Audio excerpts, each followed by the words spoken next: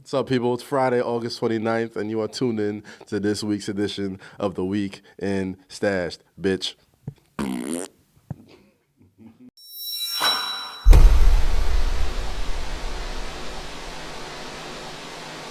What's up, y'all? It's your boy Kaz, and I want to thank you guys for tuning in last week and each and every week on The Week in Stashed. And, shout out to my boy Nate, who was the co-host last week. But this week's a little different. Last week we were in the serene outside, and it was a beautiful Bryant Park day, so we decided to take it outdoors. But today, we're in the friendly confines of the legendary Def Jam Records, and there's no other person I'd rather be with while I'm at Def Jam Records than the president of Def Jam Records himself. I don't think we should be saying that just in case someone sees it, Let's keep it low. It's okay. With my man David Amaya out of Def Jam. He handles all the social media over there, but if you ask anybody, he's the goddamn president of this place. How you feeling, man? You good? Good. Oh, good to see you. Good to have you. Thanks for having us. Thanks for having me. Oh, man. So, we're going to get right into it. It's been a especially busy week for you guys, man. It's been the week of rappers going to jail. And, first we started off with young Jeezy, who, his album, Seen It All, the stream came out, and we all got to kind of listen to it. But before all that, there was a couple of controversial things that kind of happened on this tour bus, and he is now in the penitentiary, so to speak. And let's talk about it, man. First of all, let's talk about the album. How do you feel about it? Bias aside. Of course, no, I'm a huge fan of Jeezy. Yeah. I've always liked his music, and this one is like, he needed to come out with this type of album. Yeah. I feel like this is like the old type of Jeezy that everybody wants to hear. Yeah. And I think the whole project is great, man. Yeah, man. I think we're in a lot of agreements about that.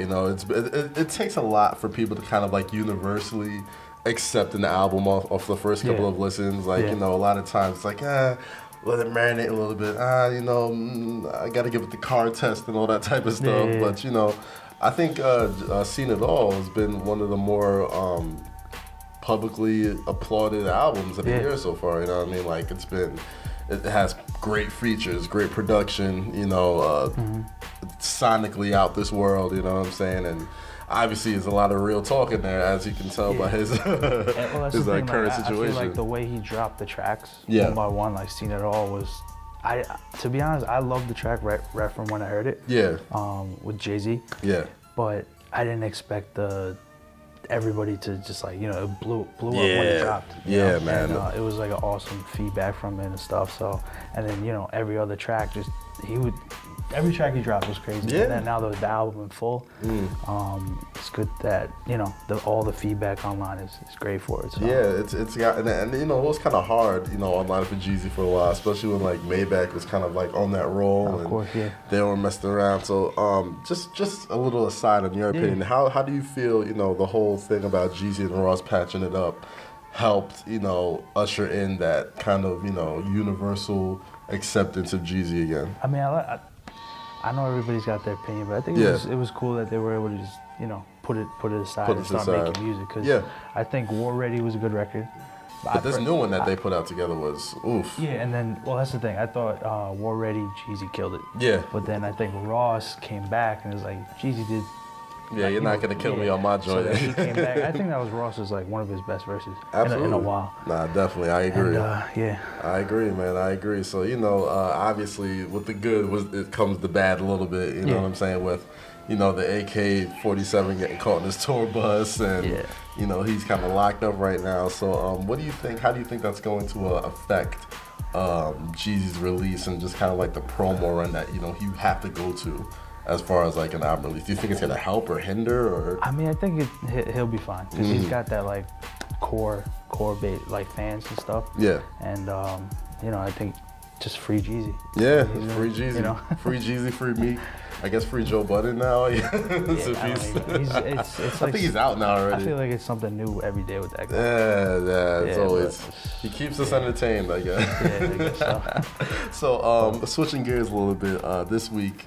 Beyonce, pretty much the VMAs was what it's called now. Like Beyonce pretty much stole the show at the MTV Video Music Awards and did that whole medley of her entire self-titled album. And later that week, what's her face? Karuchi.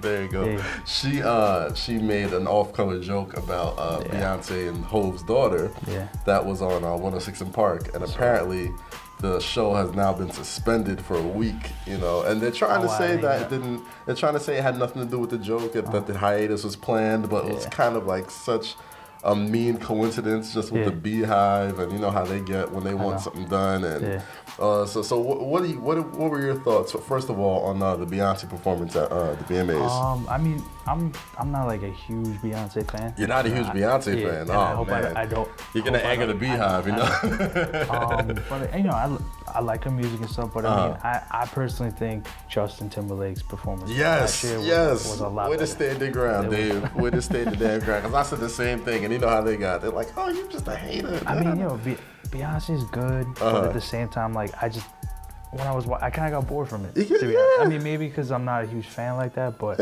Justin Timberlake's performance was just like a lot more Justin energetic. Timberlake, the thing that little reunion. Yeah, he brought the reunion back. You know what I'm saying? Like he had he went through the years of his music. You know I said this to somebody the other day, but it was it felt like the same thing I've seen 300 times, man. Yeah. So, and it's not like it's whack. It's not like it's whack. It's just that you've seen. It's like this. It's like if you see a unicorn every day, you know what I mean? Like the first time you see it, it's like, oh man, that unicorn's awesome. And then when you just see it every single time you see it. It was just her concert cut into 15 minutes. To me, that's what it felt like. I mean, it was probably the best part of the VMAs. Oh, it was the only part. Besides Nicki's ass, like that was the only part that anybody even thought about. It's getting boring to me, man. Yeah. The whole VMAs and thing and stuff. So. And it almost feel like it just kind of snuck up on you, didn't it? Was it just me? I didn't feel like anybody really knew. I mean, I knew about it because we had Iggy perform and stuff, but at the same time, I didn't know. It just came out of nowhere. I feel like the promo was just so lax and like just kind of like VMAs. I think last year was because everybody thought that NSYNC reunion was gonna happen. Yeah, and this one, true. Really and it was in Barclays and Brooklyn and all that. It was bigger. And now this one's just back to the normal thing. Yeah, it kind of felt like a throwaway. Besides, the whole Beyonce extravaganza or whatever, and they just ended the show right after that. You know what I mean? Like it was nothing really crazy. Everybody was talking about. Yeah, I mean, the same memes and all that stuff, but.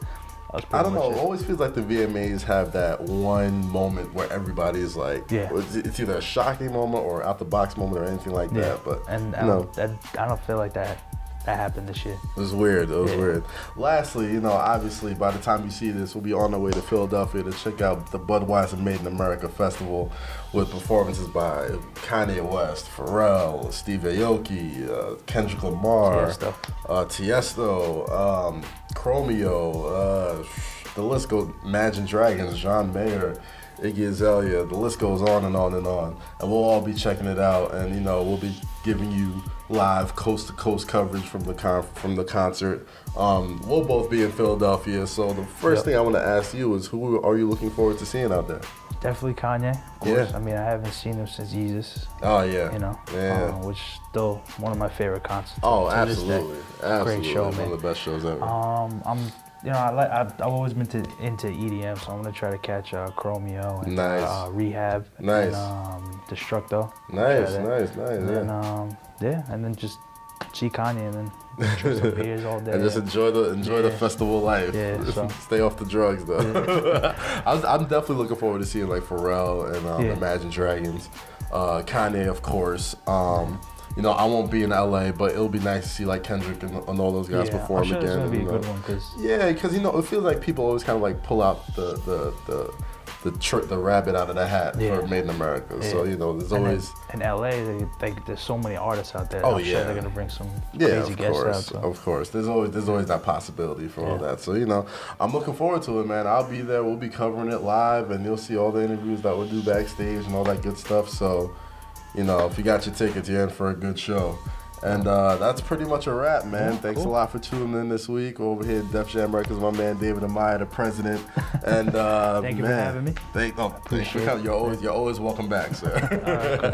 Cool. And we'll see you guys later, man. Thanks for tuning in as always. Peace. I'm tired.